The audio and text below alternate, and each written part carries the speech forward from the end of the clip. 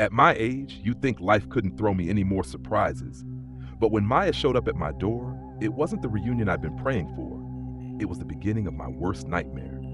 The words still echo in my mind, haunting me like a ghost I can't escape. You see, life had become quiet for me. Too quiet, maybe. After all, I was just a retired old man, living alone in a small house on the edge of town. I had made peace with my past, or so I thought. It was nearly 30 years ago when everything I knew was ripped away from me. My daughter Maya was only 6 at the time. She vanished during a family trip. One minute she was there holding my hand, and the next, she was gone. A search that stretched for miles across forests and fields through every corner of the state ended with nothing. No trace, no clues, just silence.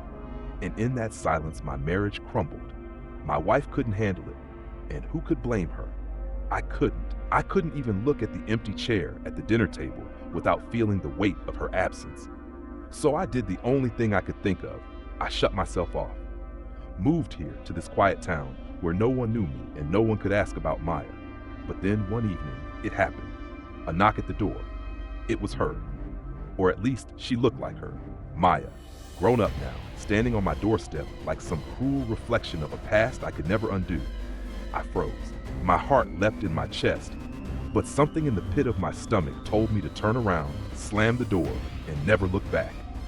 But I didn't. I couldn't. Because even though she looked like my daughter, even though she sounded like her, something in her eyes was off, too calm, too knowing. She claimed she had been kidnapped, that she'd just escaped. But there was something about the way she spoke, the way she avoided certain details about her past that made me doubt everything. She was beautiful, yes, but there was an unsettling familiarity in her presence, like I had seen her or someone like her, somewhere far more sinister, somewhere in the deepest parts of my memories that I had locked away long ago. I welcomed her in, foolishly, wanting to believe she was the daughter I had lost. But that night, the nightmare began. She looked like the little girl I lost, all grown up. But when she smiled, something in me screamed to lock the door and never look back. And for the first time in years, the silence of my house was broken by the sound of something far darker than I could have ever imagined.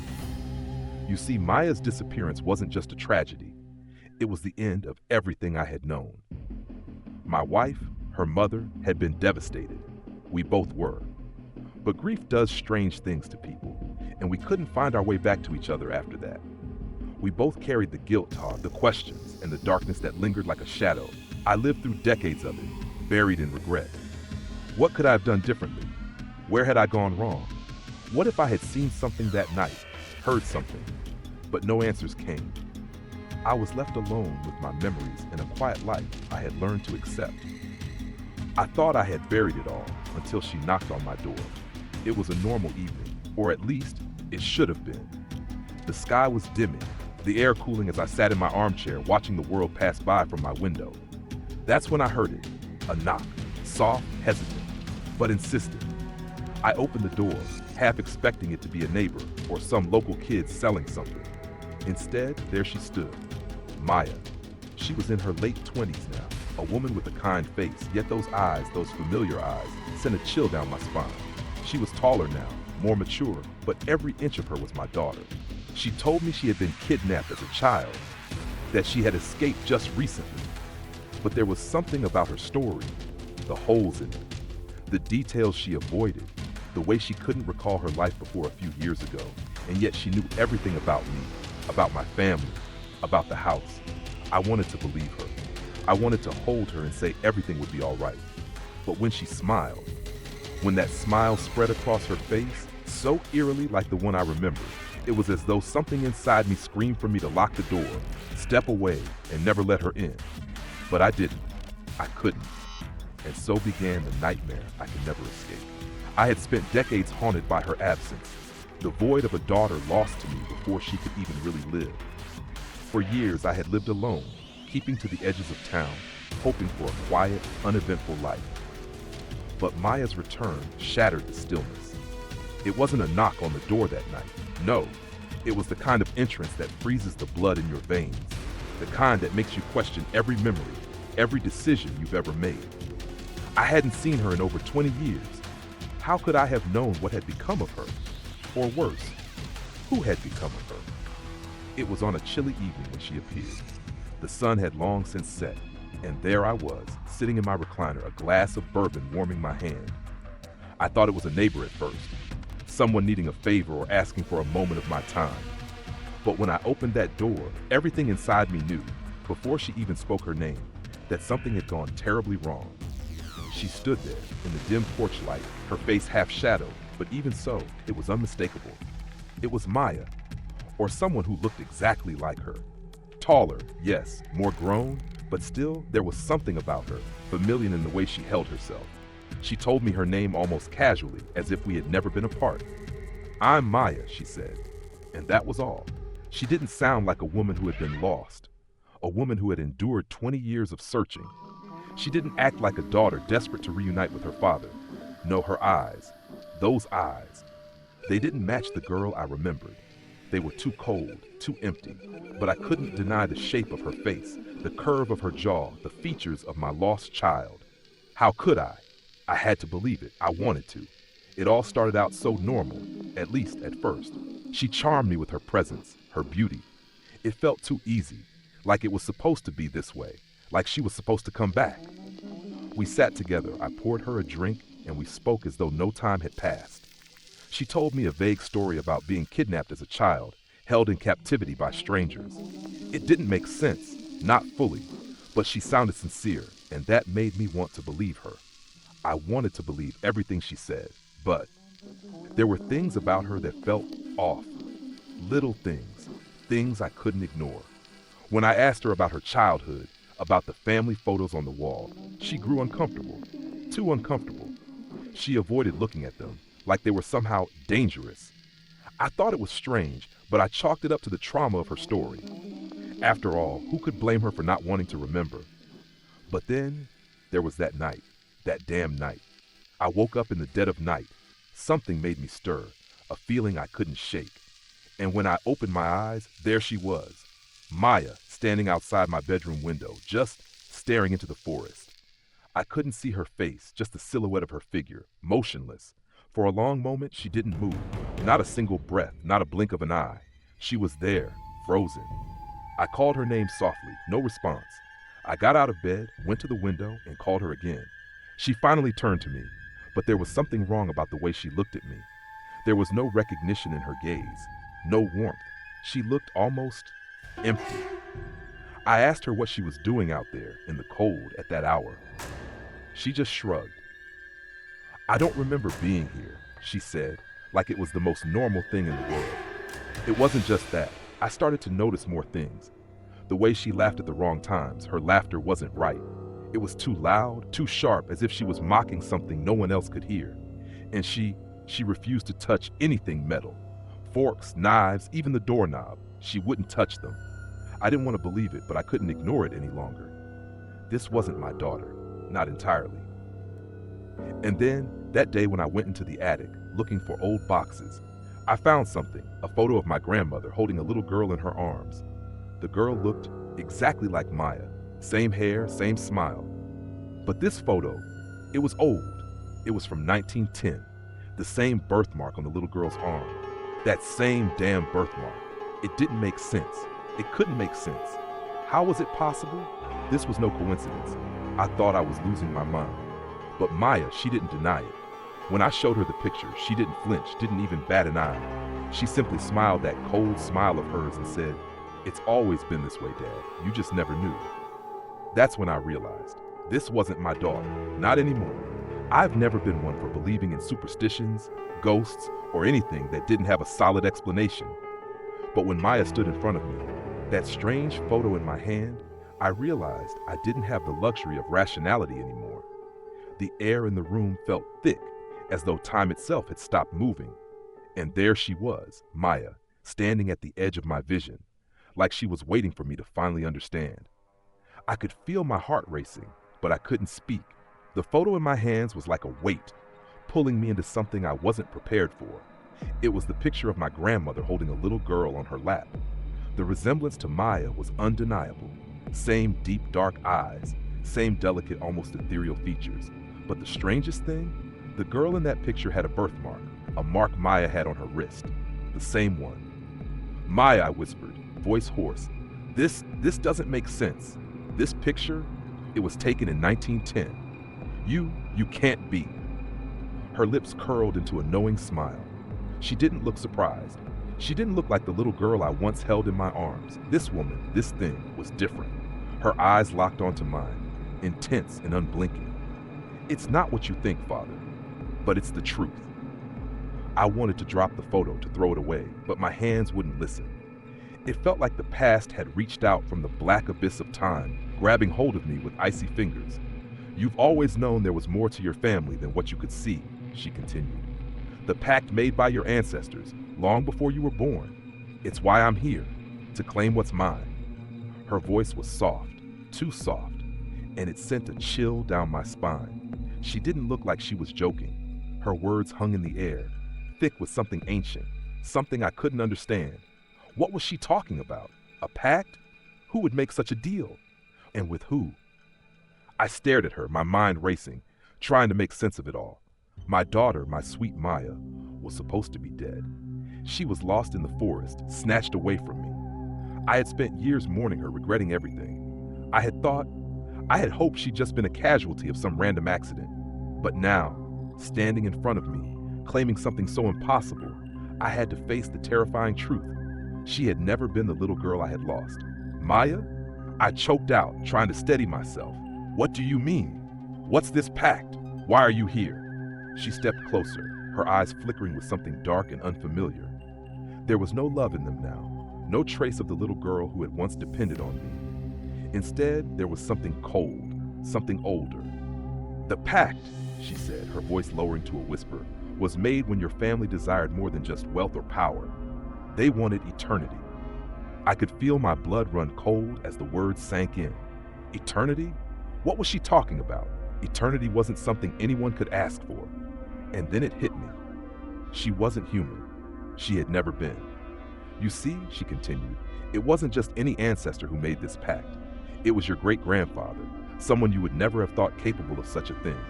He bound our family to something much darker, something eternal. And when you lost me all those years ago, it was because I was the one who had to pay the price. She smiled, but there was no warmth in it. I've come back to collect. I felt the room close in around me, suffocating me. My thoughts were a blur. This couldn't be happening. This wasn't happening. And yet, I felt the weight of the truth in my chest.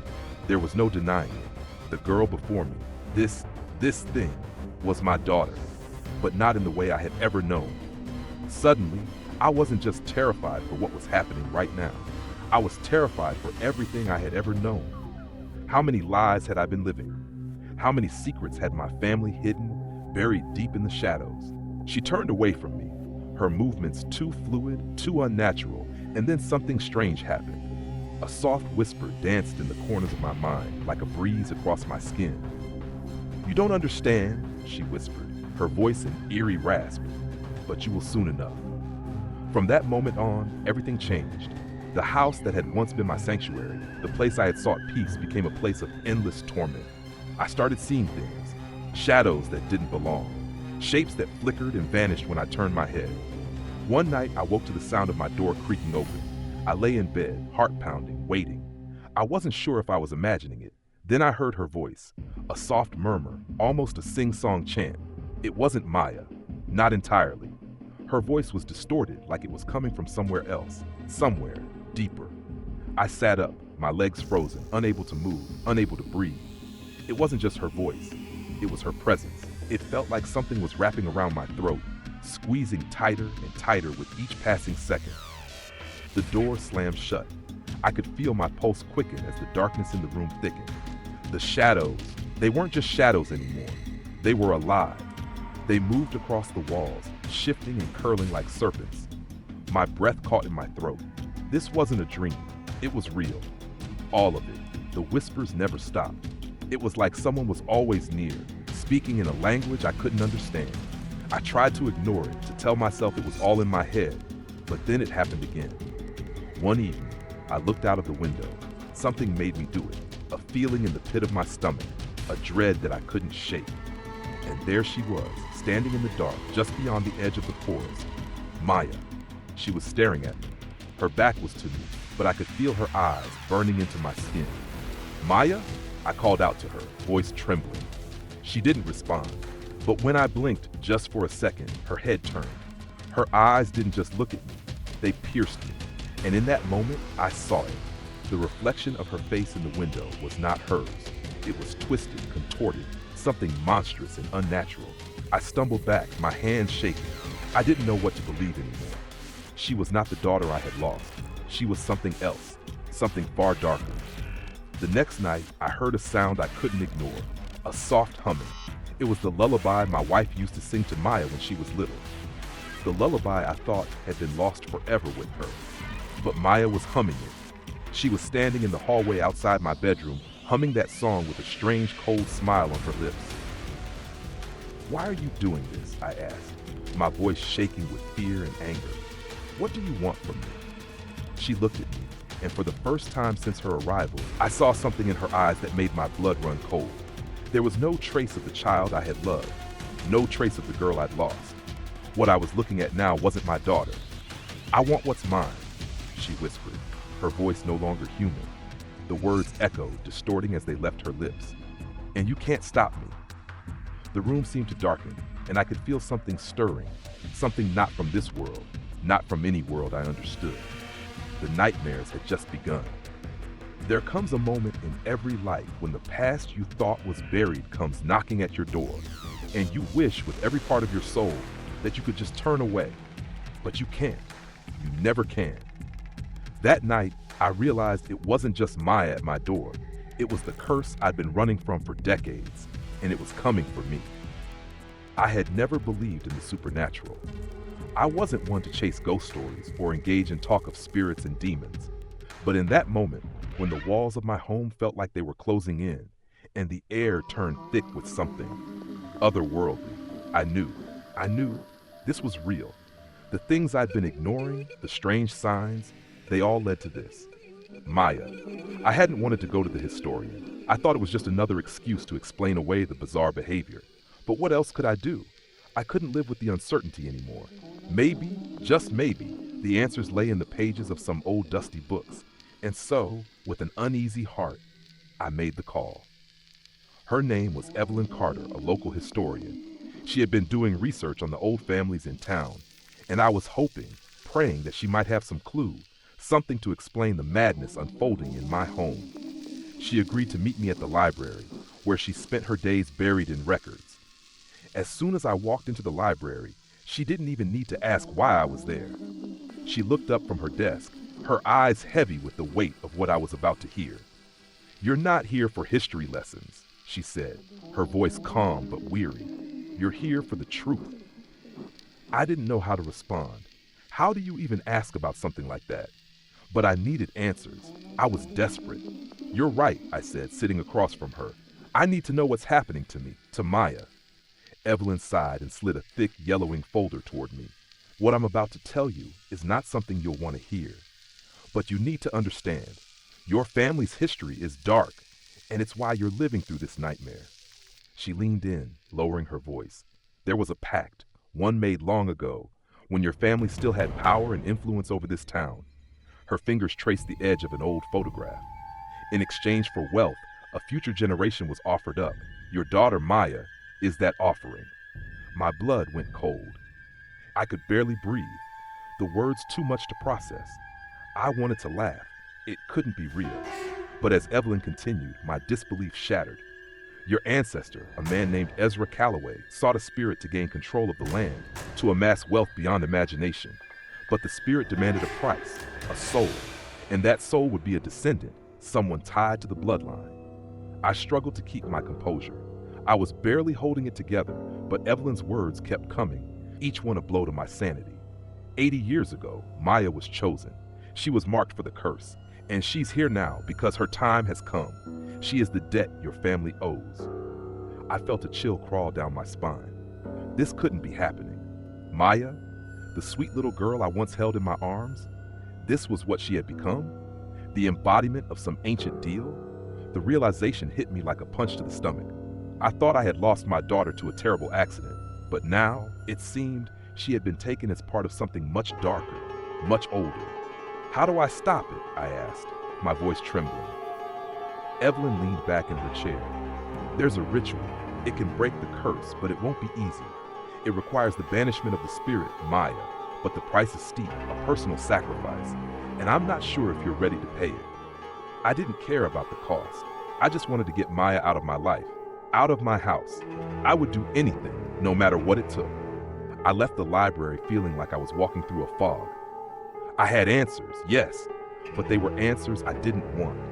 How could I even think about carrying out a ritual to banish my own daughter, even if she wasn't really her anymore? As I made my way home, the sky seemed to darken, and the weight of what I was about to do hung heavily in the air.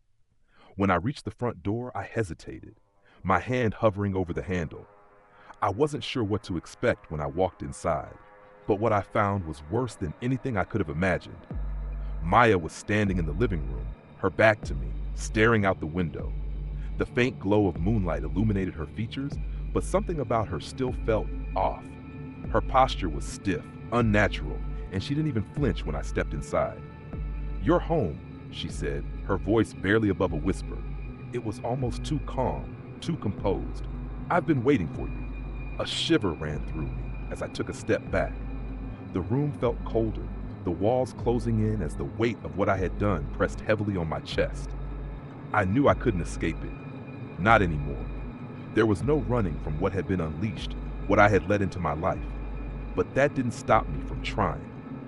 The house was growing more suffocating by the day.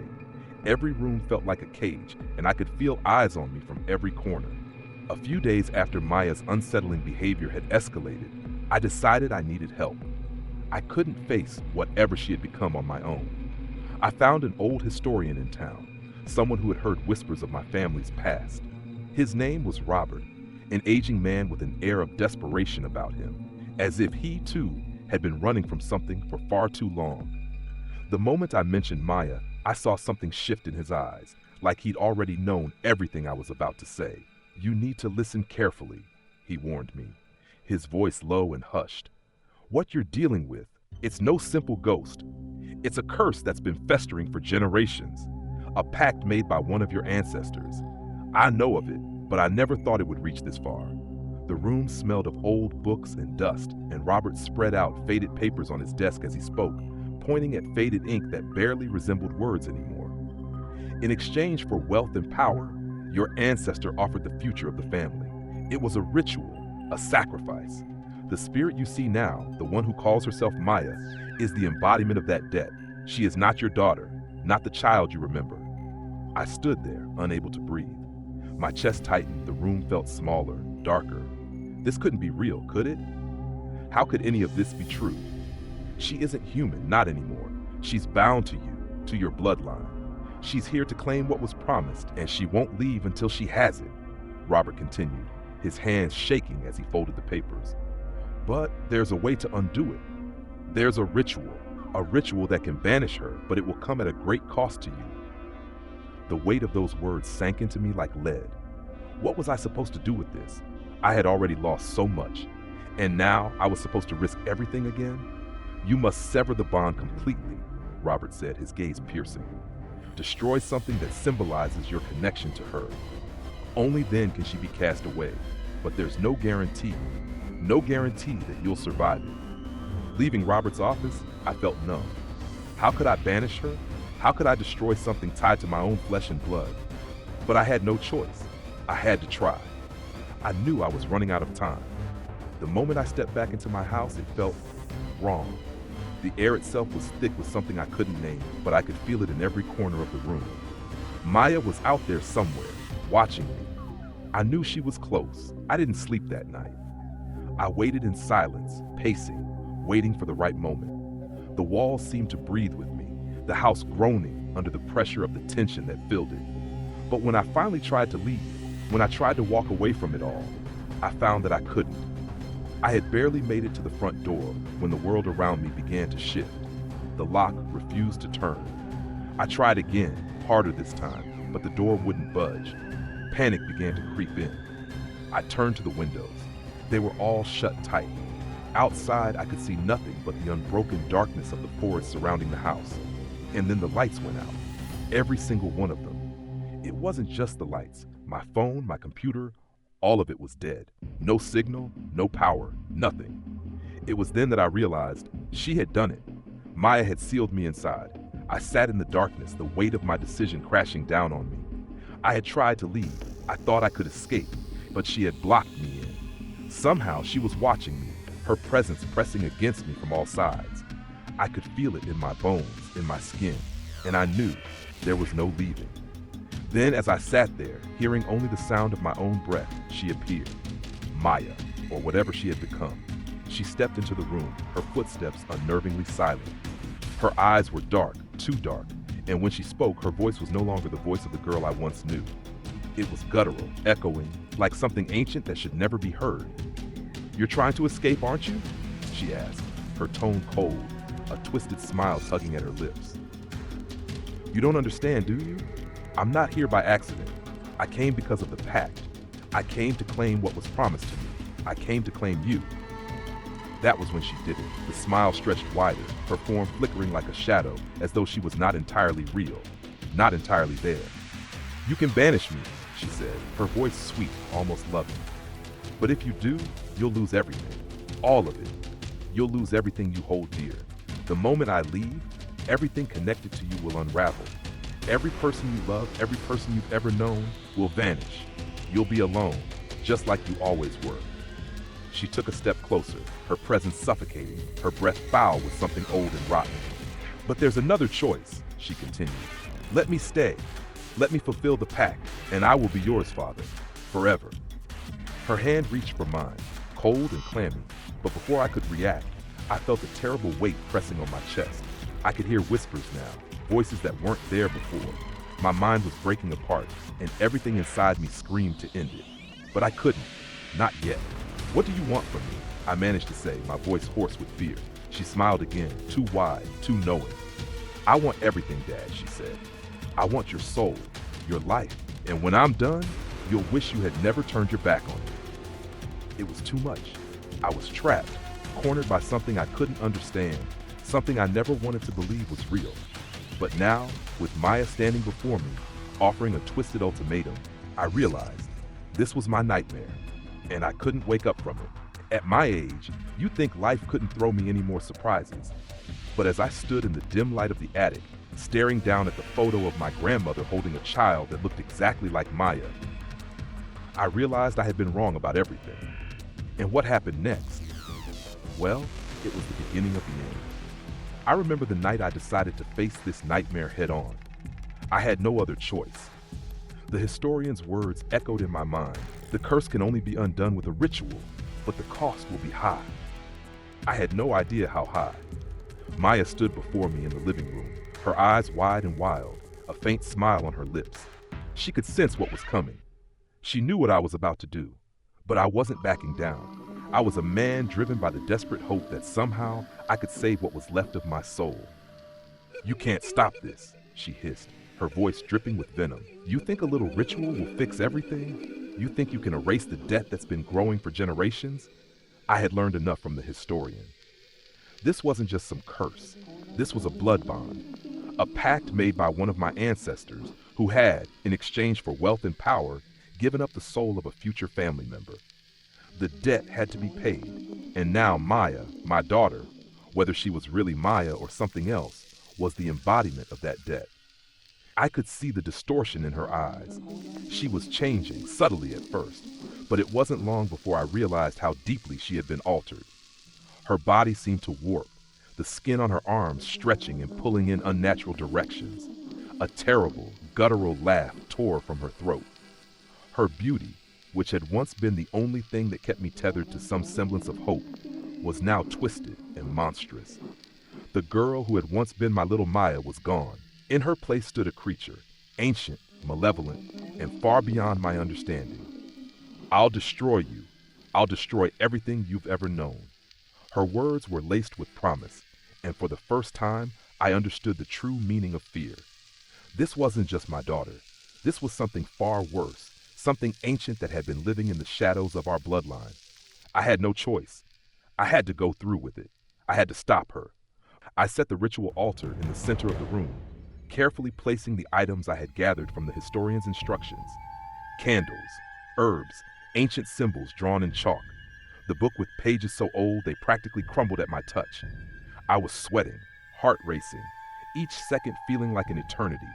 But I couldn't stop now. Maya was already beginning to approach, her body moving unnaturally, her movements jerky like she was no longer fully in control. She laughed again, a sound that made my blood freeze. "Don't you know, Dad? It's too late. You can't unmake what's already been set in motion." I had to ignore her words. I had to focus on the ritual. I began the incantation, the words unfamiliar but somehow rolling off my tongue like they had always been a part of me. The candles flickered violently, the flames bending toward Maya as if they could sense her true form, her dark energy. Then it began. She screamed. The room shook, the walls groaning as if the house itself was alive and resisting the ritual. The shadows seemed to take on a life of their own, stretching toward me, clawing at my skin, tearing at my very being. I could feel her presence everywhere, pressing in on me, suffocating me. My thoughts were a blur. Was this truly my daughter? Or was she the embodiment of something far older, something I couldn't even comprehend? But I couldn't stop. The ritual required me to do one final thing, something that shattered the very essence of what I had hoped for. I had to destroy something that held my love for her. I looked around, panic setting in. It had to be something precious, something I couldn't live without. I found it. The childhood teddy bear, the one Maya had carried everywhere. I had kept it for all these years, not just as a memory, but as a symbol of the love I'd lost. The one thing that still tied me to her. It was all I had left of her as a child, and it was the very thing I had to destroy to free her and myself. With shaking hands, I held the bear in front of me, my heart heavy with grief. I whispered a prayer to whatever God could hear me, then, with one swift motion, I tore it apart. The bear's seam split open, and as I looked into its hollow eyes, Maya's scream reached its peak. It wasn't her voice anymore. It was something darker, something ancient and furious. You. She gasped, as if trying to regain control over the chaos that had consumed her. Her reflection flickered in the mirrors, changing every time I looked. A grotesque version of her twisted in the glass, her once beautiful face now stretched into a monstrous grin. The room grew colder, the shadows were closing in, and Maya's body began to dissolve, her form collapsing in on itself, leaving nothing but a swirling vortex of darkness. I was crying now, tears streaming down my face, a mixture of relief and heartbreak. The ritual had worked, but at what cost? Maya's voice echoed in my ears as she disappeared, the final remnants of her spirit lingering like a whisper in the wind. "You'll call for me again, Dad. You always do." Her words were a curse, haunting me with the truth I couldn't deny. She would always be a part of me. The debt was paid, but the bond, our bond, was never truly severed. In the aftermath of the ritual, the house fell silent. The wind howled outside, but within the walls there was nothing. No shadows, no whispers, just the emptiness that remained. I looked around, broken, the locket I had destroyed now a distant memory, nothing more than ashes in the wind. I had given up everything for the hope of saving her, my love, my sanity, my soul. But in the end, all I had was the knowledge that it would never truly be over.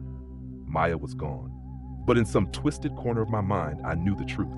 I would always carry her with me. I left the house after that night. I couldn't stay. I couldn't live in the place where she had once been, where she had tormented me. I moved to a small town on the other side of the state, hoping that distance would heal the wound. But no matter how far I went, I could still hear her voice in my dreams. Whispers, soft at first, begging me to let her back in. And then, one day, as I unpacked in my new home, something arrived in the mail. A small package, wrapped in plain brown paper. Inside was the locket I had destroyed, the one I thought had been reduced to nothing, and attached to it a single note: "You can't escape family." I stared at it for a long time, heart racing. Maya's words, my daughter, or whatever she had become, was never truly gone. The curse was never lifted, and now the true horror had begun. At the time, I thought I could outrun it. I thought if I moved far enough away, if I buried myself in a new life, far from that cursed house, far from the memories that plagued me, maybe I'd finally find peace.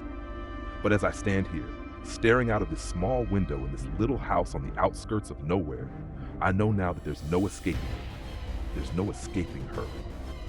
You see, after I banished Maya, I tried to live again.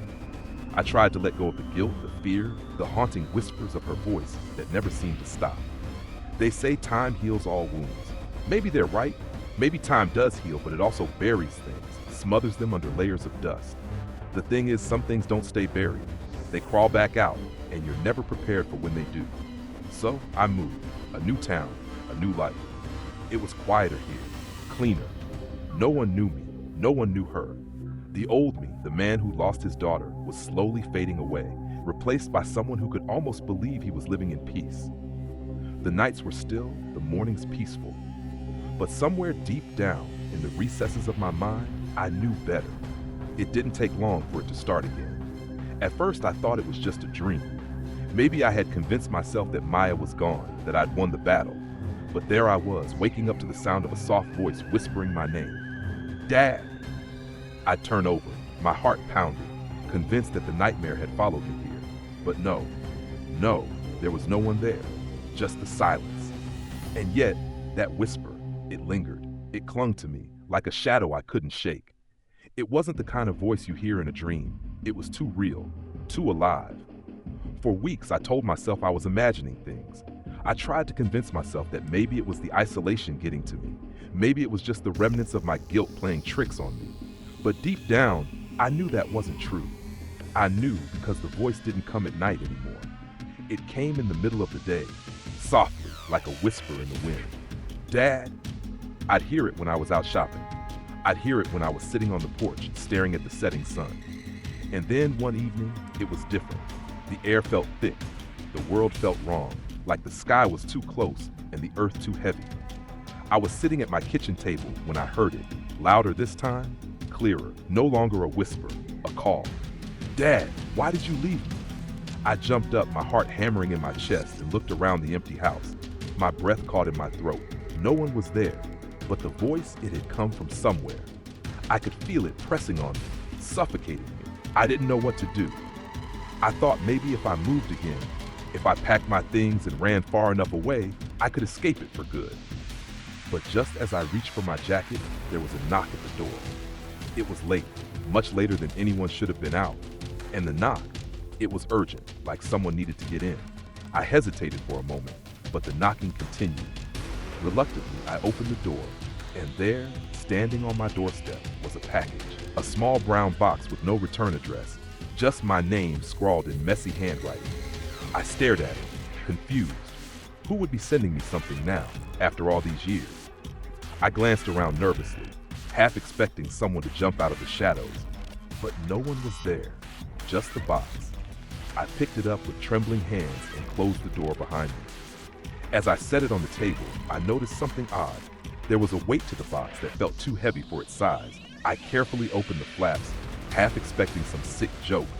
But what I found inside made my blood run cold. There, nestled in a bed of old newspaper clippings, was the locket I had destroyed, the one I'd burned in the ritual, the one that had belonged to Maya when she was just a child. How could it be here?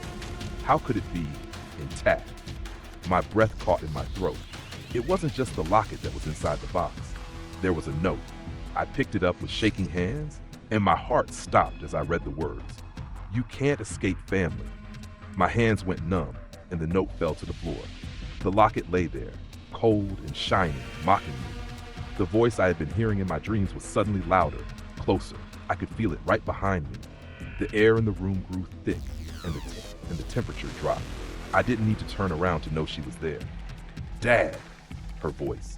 It was unmistakable now, but it wasn't the voice of the daughter I once knew. It was twisted, distorted, like something trying to break through. I turned around slowly, my body trembling. The shadows in the room seemed to shift, and for a brief moment, I thought I saw a figure standing there. Faint like a ghost, but unmistakable. The shape of a young woman. Maya. But it wasn't Maya, not entirely. The eyes that looked back at me were too wide, too dark, like they had seen far too much. The smile that curled on her lips was too knowing, too twisted. And then, the voice. The voice was no longer a whisper, but a scream that shook my bones. "You'll never be rid of me, Dad. Not now. Not ever." And that's when I realized the pact had never been undone. The curse was never truly broken. I had tried to fight it, I had tried to escape it, but family, it seems, has a way of finding you, no matter how far you run. And now, as I sit here, unable to escape the shadows that follow me, I know one thing for sure. I will never, ever be free. You thought it was over, didn't you? That I'd finally found peace after all these years. But peace was never meant for someone like me. You see, even after everything I've lost, the past has a way of clawing its way back, no matter how hard you try to bury it. Maybe it was too late for me to turn back. Maybe there's no escaping the sins of our ancestors. But as much as I tried to run, the truth kept pulling me back, pulling me toward her.